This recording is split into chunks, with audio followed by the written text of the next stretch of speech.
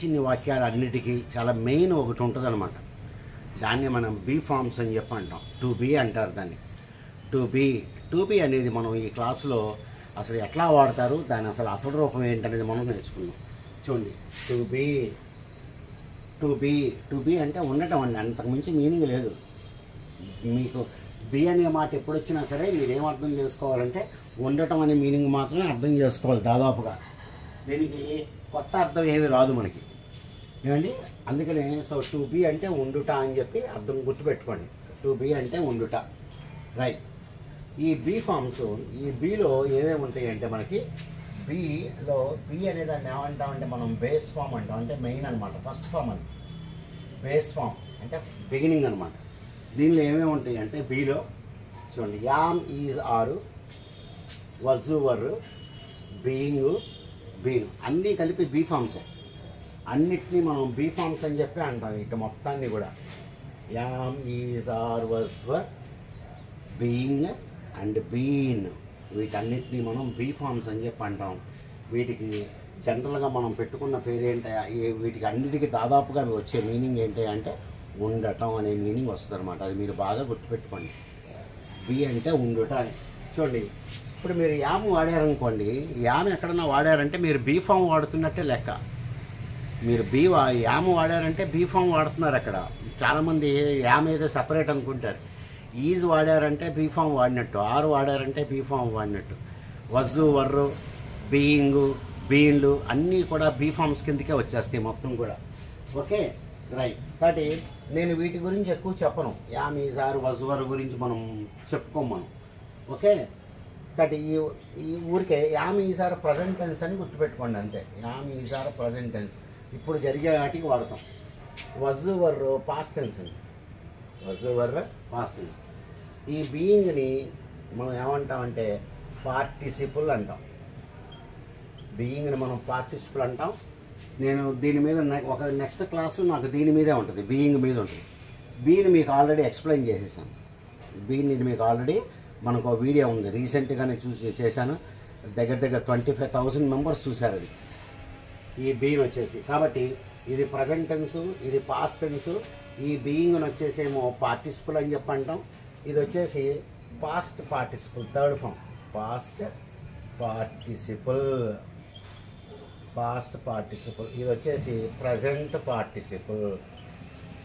అంటే ఏంటనేది తర్వాత నేర్చుకుందాం. ప్రజెంట్ పార్టిసిపుల్ అంటే ఏంటంటే, కాబట్టి am, is, are present tense, past tense, past participle, 3 forms. Present, past participle. మనకు వచ్చేసి ఇక్కడ బీయింగ్ అనే మాటే వచ్చింది. బీయింగ్ అనే దాన్ని మనం ప్రజెంట్ పార్టిసిపుల్ అని చెప్పి అంటాం. ఎందుకంటే దానికి ఐఎన్జీ ఉంది కాబట్టి ప్రజెంట్ పార్టిసిపుల్ అని చెప్పి మనం అంటాం. కాబట్టి ఇప్పుడు మనం దీన్ని ఎట్లా వాడతామంటే చూద్దాం. ప్రజెంట్లో వాడతాం, పాస్ట్లో వాడతాం, ఫ్యూచర్లో వాడతాం. ఫ్యూచర్లో ఎలా వాడతారు బీ అనేది మనం చూద్దాం. ఇది ఇంపార్టెంట్ మనకి, ఇది ఇంపార్టెంట్. కాబట్టి ఇప్పుడు ఈ బీని మనం ప్రజెంట్ టెన్స్లో ఎలా వాడతాం, పాస్ట్ ఎట్లా వాడతాం, ఫ్యూచర్లో ఎట్లా వాడతాం. ప్రజెంట్ అంటే ఇప్పుడు జరుగుతుందని మీకు తెలుసు, పాస్ట్ అంటే అయిపోయిందని తెలుసు, ఫ్యూచర్ అంటే మీకు ఎలా వస్తుందో చూపిస్తాను నేను. ఇప్పుడు చూడండి, present tense, I am a teacher. I am a teacher. చూడండి, ఐ పక్కన యామ్ వాడారు, I am a teacher. Present tense. Am వాడారు అంటే మీరు ఇక్కడ బీ ఫామ్ పెట్టినట్టే. ఇదే సెంటెన్స్ మీరు ఐ వాజ్ ఏ టీచర్ అంటారు. I was a teacher. ఇవన్నీ మీకు తెలిసినవి బాగా. ప్రజెంట్ టెన్స్, పాస్ట్ టెన్స్ ఇవన్నీ మీకు తెలిసినవి. కాబట్టి మనం దీని మీద కాన్సన్ట్రేషన్ చేద్దాం. ఇప్పుడు చూడండి, రైట్. ఇది చెప్పే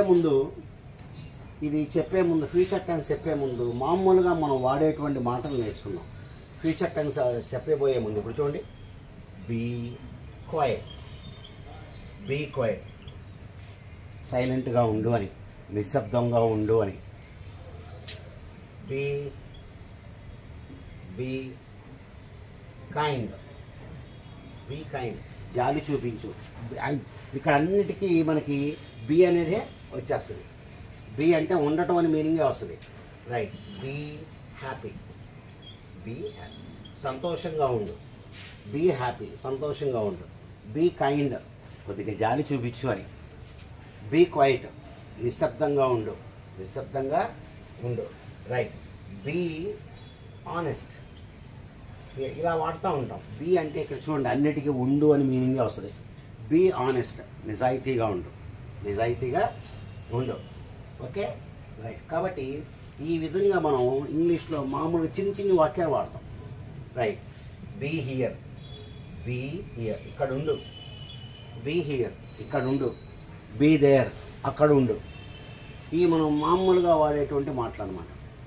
ఈ విధంగా వాడేటువంటి మాటలు చూడండి. బీ ఆనెస్ట్, నిజాయితీగా ఉండు. బీ హియర్, ఇక్కడ ఉండు. బీ హ్యాపీ, సంతోషంగా ఉండు. బీ కైండ్, జాలిగా ఉండు. బీ క్వైట్, నిశ్శబ్దంగా ఉండు, నిశ్శబ్దంగా ఉండు. ఈ విధంగా మనం చిన్న చిన్న వాక్యాలు బీతో మనం వాడుతున్నాం. ఇప్పుడు మీకు అర్థమై ఉంటుంది బీ అంటే ఉండుట అని. బీ అంటే మీకు ఉండుట అనేటువంటి మీనింగ్ మనకి వస్తుంది అనమాట. ఇవి మనం వాడేటువంటి కామన్ వర్డ్స్, ఇవన్నీ కూడా మనం వాడేటువంటి కామన్ వర్డ్స్. కాబట్టి ఈ ప్రజెంట్ టెన్సు, పాస్ట్ టెన్సు ఇవి మీకు మామూలే.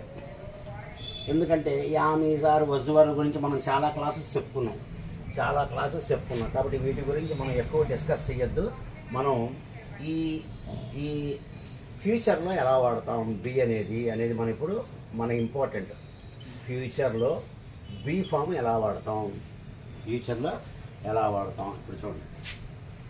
I will be at the meeting, I will be at the meeting, నేను మీటింగ్ దగ్గర ఉంటాను.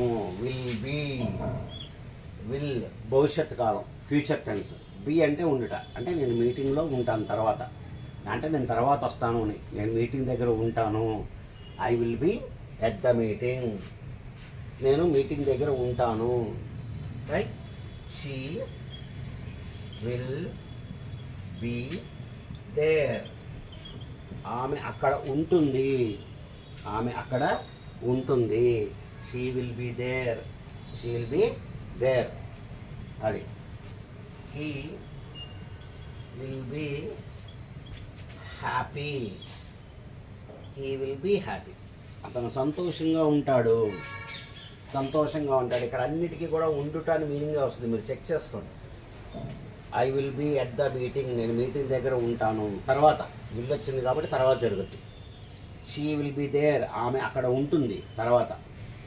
హీ విల్ బీ హ్యాపీ, అతను సంతోషంగా ఉంటాడు తర్వాత. కాబట్టి ఈ విధంగా మనం బి అనేది మనం ఫ్యూచర్ టెన్స్లో వాడుతూ ఉంటాం. ఇవన్నీ కూడా అంటే తర్వాత జరుగుతాయి, ఇవన్నీ కూడా తర్వాత జరుగుతాయి అని చెప్పి మనకి మీనింగ్స్ ఇవన్నీ కూడా. రైట్. చూడండి. వీ విల్ బీ లేట్, మేము మాకు లేట్ అవుతుంది అని. వీ విల్ బీ లేట్, మేము లేటుగా ఉంటాము అని. వీ విల్ బీ లేట్, మేము లేటుగా ఉంటాము అంటే మాకు లేట్ అవుతుంది. ఈ విధంగా మనం ఫ్యూచర్ టెన్స్లో జస్ట్ బి అనేది దించేస్తాం ముందు. డి అనేది అక్కడ మనం యాజ్ టీజ్గా మనం అక్కడ రాసేస్తాం.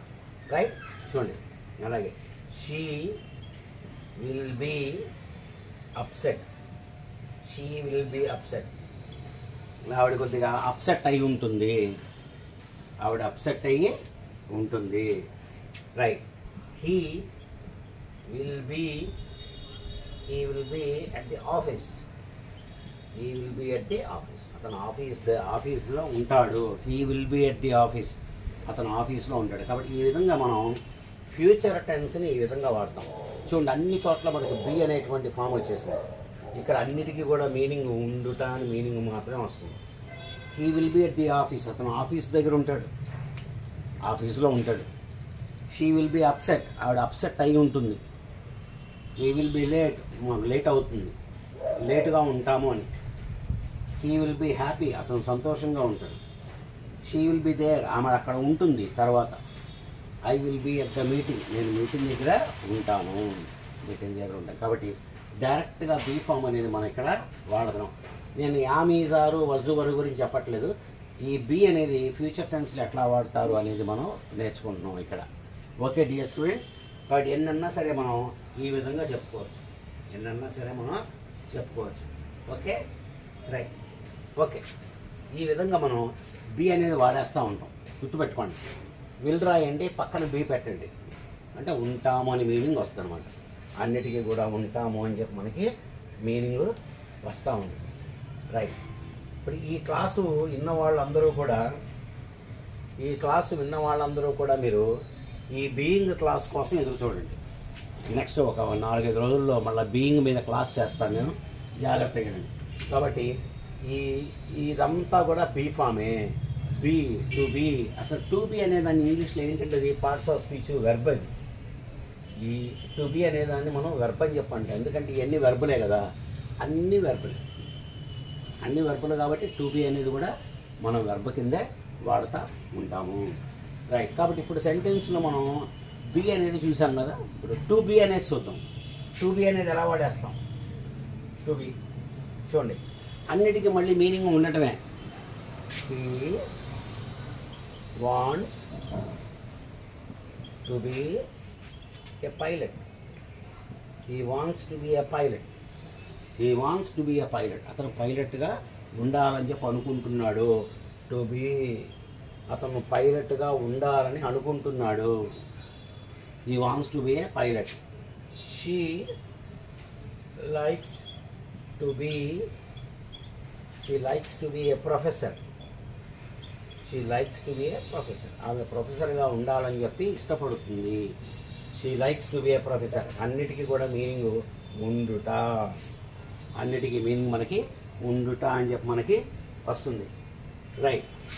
They want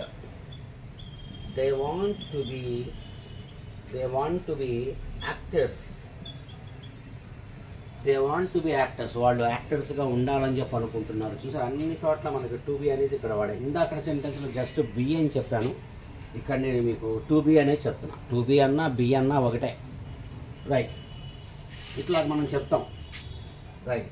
we want to be leaders. మేము లీడర్స్గా ఉండాలి అని చెప్పి అనుకుంటున్నాం, కోరుకుంటున్నాం. We want to be leaders. Right. He wants to be leaders.